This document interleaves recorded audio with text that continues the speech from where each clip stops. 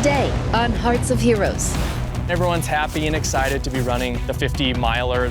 A grueling ultra-marathon becomes a winter nightmare.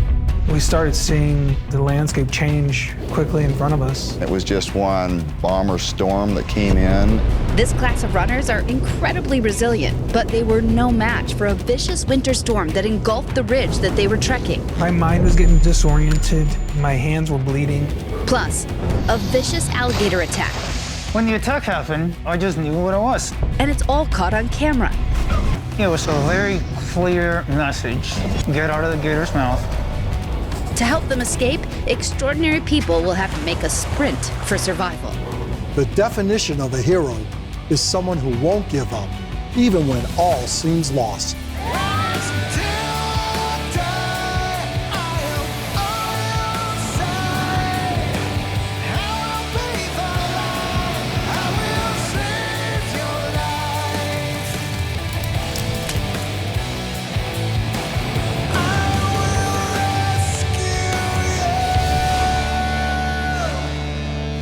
Ultramarathoners live for the thrill of competing in extreme conditions. But when the weather turns extreme, these competitions can become deadly.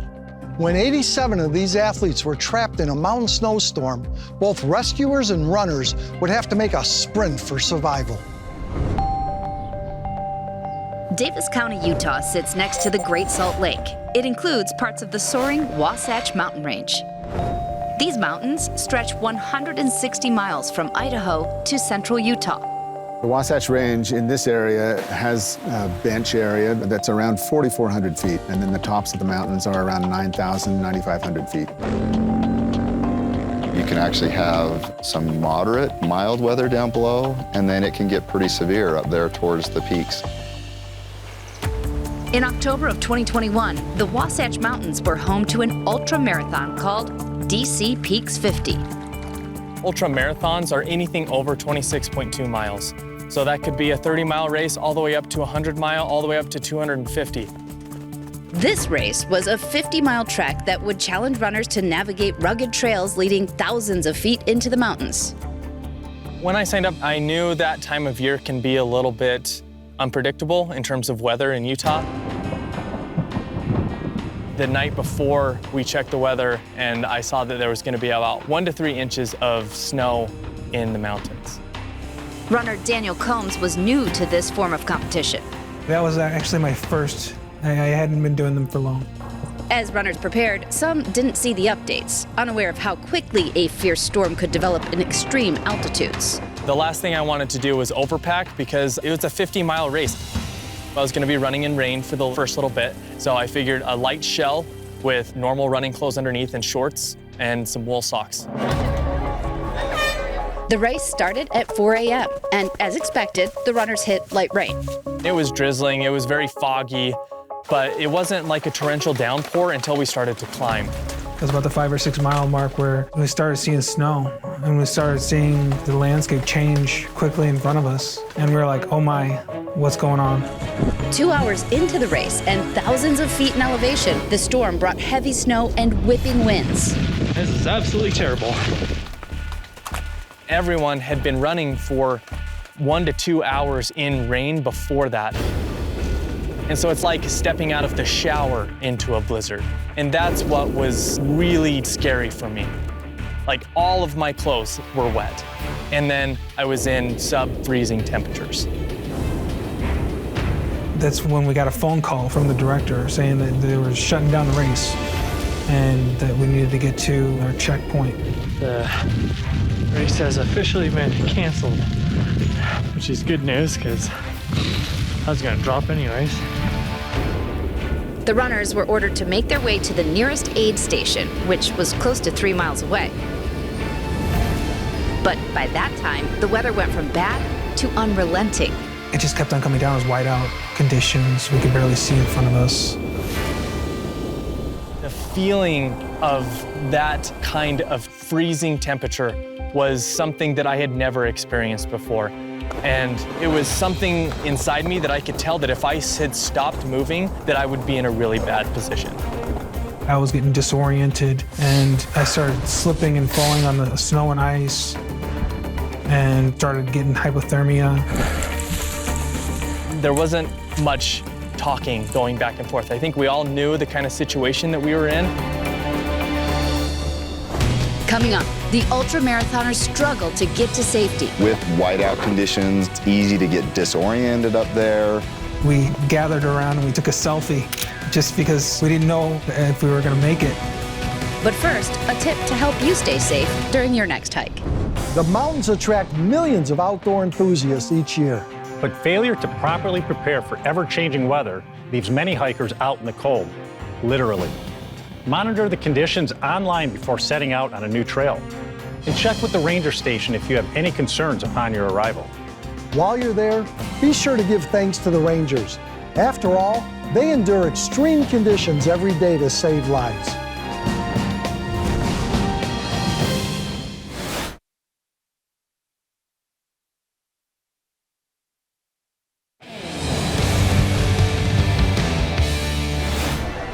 When 87 runners signed up for a 50-mile marathon in Utah's Wasatch Mountains, they could not have imagined that the race would never end.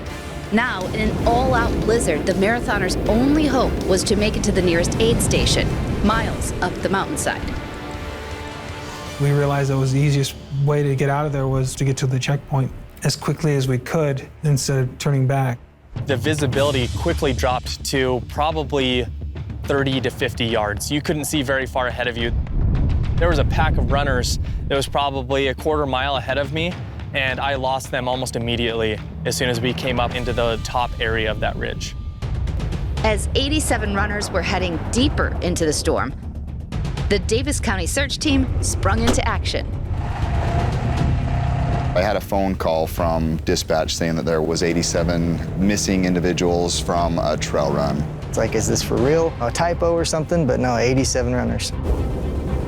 Putting the terrain and the remoteness of it and the weather together, we know that these guys are going to be in trouble, especially if they're not dressed for that weather. The scope of it is huge from the outset. As me and my partner were riding on the ATVs going up the trail, we triaged the runners coming down. Most of them were able to self-rescue and get to the aid station. Meanwhile, Daniel Combs was suffering from the onset of hypothermia. My mind was getting disoriented. My hands were bleeding. Someone had given me their poles to work with to try to keep me from falling, and my bones were shivering.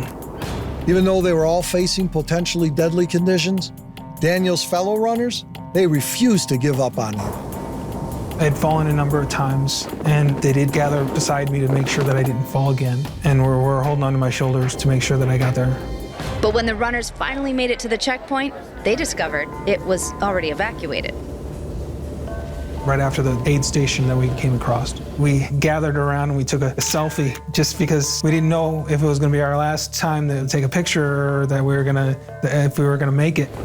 Jordan and other runners had no choice but to keep it moving and try to make it down the mountain. Stopping at that point in the race was not an option. We knew that if we stopped, we would only add to the number of people that needed help. Meanwhile, rescuers were heading up the mountain. The wind was coming from this direction, and it was just a terrible whiteout condition. And just over that ridge line is where the abandoned aid station was. Just then, rescuers encountered Daniel and his crew. It was like a miracle happened. I mean, I saw them, I'm like, oh my goodness, we're gonna make it. We're really gonna make it. He was hypothermic. He was to the point where moving on his own was getting difficult. Cognitive capacity is reduced. Daniel was not doing well. They had to get him off that mountain fast. We realized that ATVs were not going to make it to the patient. So from there, we had to call on other resources with snowmobiles. Daniel really had a hard time even standing up. So we walked him over to the snow machine and loaded him on the front of the snow machine. He told me to hold on to the front of the snowmobile. It was frightening, holding on for dear life while we were going down on the snowmobile. And I just kind of rode out the snow machine with him on the front of the snow machine down to some vehicles where we could load him in and get him out of there. He was taken to safety. Albeit a dramatic day, all 87 runners did make it off the mountain safely. They did have quite the tale to tell, and a new respect was certainly forged between the rescuers and the runners. That's the cool thing about the running community. They started just shouldering, helping each other hike out, and they are some of the true heroes in this situation. The real heroes were those runners that helped their fellow man. You know, somebody they don't even know, they helped them along, got them to us, and we picked it up from there. From the few runners that stuck with me to the first responders that took care of me, yeah, there's a lot of heroes.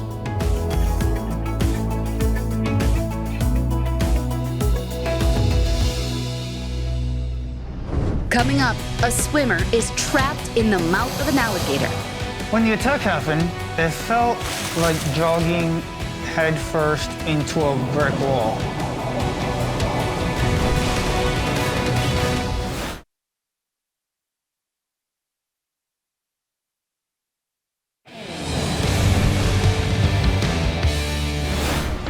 Florida has a ton of lakes and channels, and they're ideal for all types of water sports. But these aquatic playgrounds are also home to some dangerous creatures, like alligators. One man from Tampa found out how menacing these waterways can be when he literally came face to face with a giant reptile. The city of Tampa is on the central Gulf Coast of Florida. J.C. Laverde and his wife Christine call this city home, where J.C. also owns and operates his own company. The Fetus Adventure Company is wellness through sport and adventure. It's coaching, it's mentorship, and it's philanthropy. J.C. is also a true American hero. After high school, he joined the Air Force, and he's been a firefighter and paramedic since the age of 19. On the afternoon of August 3rd, 2022, J.C. was heading to Lake Thunotosassa. There, 15 miles outside of Tampa, he was to film an instructional video for his company. It was a multi-stage time segment triathlon. So I wanted to be very specific and record how the event went. JC had hired a drone operator to capture his swim.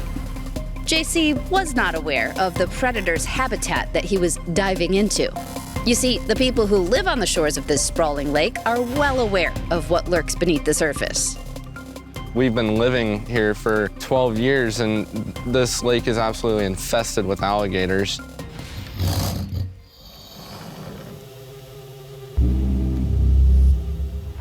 JC hit the lake and started to swim. Just minutes later, his life would change forever. I did not see this little dinosaur in front of me.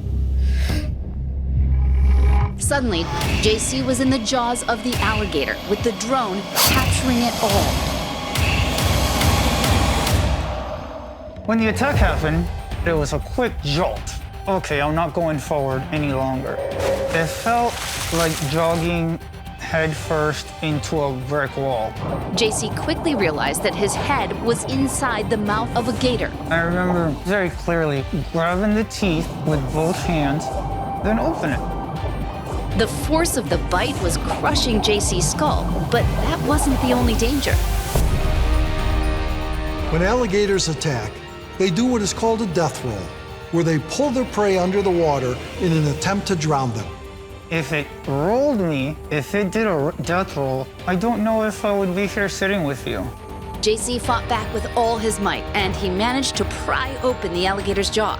The next time that I looked up, I was no longer in its mouth. So I'm like, all right, well, I gotta get out of here, because more than likely, it's gonna try to figure out how to get back to me. For me, it was almost like a very clear message: swim to safety. I get out of the dock, but I turn back, I just saw the tail just go, and then just swim away.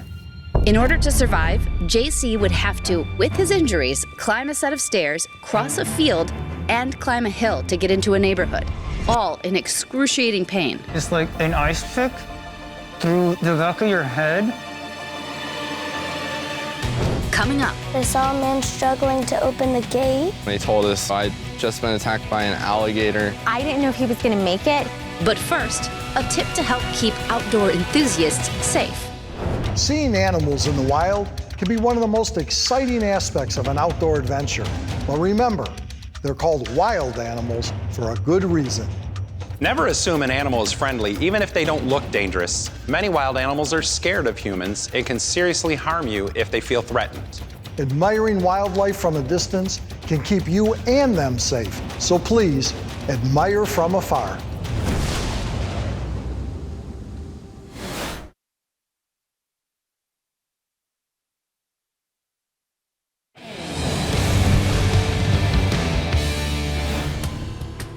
In August of 2022, J.C. Laverde was swimming in a lake in Florida when he was suddenly attacked by an alligator. Now, badly injured, J.C. made his way up to a neighborhood. As a trained first responder, J.C. knew his best chance for survival was to remain calm. 8-year-old Ella Reese Wynn was in her front yard. I saw a man struggling to open the gate, and then I saw him get out and walk up to that bush right there. And he said to get my mom. Ella came into the house and said, there's a man in a wetsuit and he wants to talk to you. We noticed that he had a large gash down the side of his face. He said, I need to get to my friend who was doing the drone footage. I told my oldest son to start calling 911 and then tell them to meet us. 911, what is your emergency? I could tell it was hard for him to talk. I thought maybe he was gonna pass out. His eyes kept closing and reopening. A few minutes later, they made it to Matt, the drone operator's location. Matt was running back towards me. He actually got a chance to look at the video of what happened. When the paramedics arrived, they put him on a stretcher and they put him in the vehicle. JC was rushed to a trauma unit where he underwent a 6-hour surgery. My right side of my skull was crushed and the teeth penetrated my right frontal lobe. My jaw was dislocated on both of its hinges and cracked in 2 areas in the center. I was obviously very emotional and crying, and I just remember him saying, Christine, be strong, be strong. And from there, I just kind of put myself together as best as I could. JC spent the next 10 days in the hospital. His jaw wired shut, and for the following months, he would have to wear a helmet to protect his scalp. But it was JC's instinct to fight back that might have saved his life. Today, Sheldon Yellen from our sponsor Belfour Property Restoration is at the Alligator and Wildlife Discovery Center to learn what we can do if we're ever face to face with a gator. Flavio, here we are in the state of Florida. 1 million alligators, one for approximately every 15 people in the state. Alligator encounters are happening more and more often. What specifically can we do if we have an alligator encounter? Fight for your life. When an alligator does go for you, he's going to grab first and figure it out in the struggle. In the case of JC, that struggle saved his life. Yeah, exactly. So that was a classic example of I got away from an alligator because I struggled. Thank you, Flavio. No problem. As a first responder, JC Laverde had no idea that he would be on the receiving end of a rescue. On this day, he and his wife Christine returned to his home base to reconnect to his dedicated colleagues. Hollywood, here we go.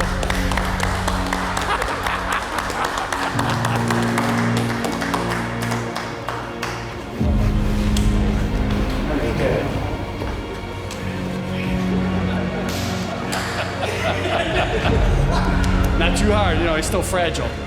You are walking proof of hope. The reason that I'm here is not really just for me, it's kind of just to appreciate the department as a whole and, you know, the heroes that you guys are, so, yeah. He's a survivor, he's a walking miracle, he's just inspirational, truly. The whole attack is a miracle for me to survive. Either I was David and Goliath, or I was let free by a dinosaur just because I wasn't there to be eaten. I was there to be let go and go on with my day.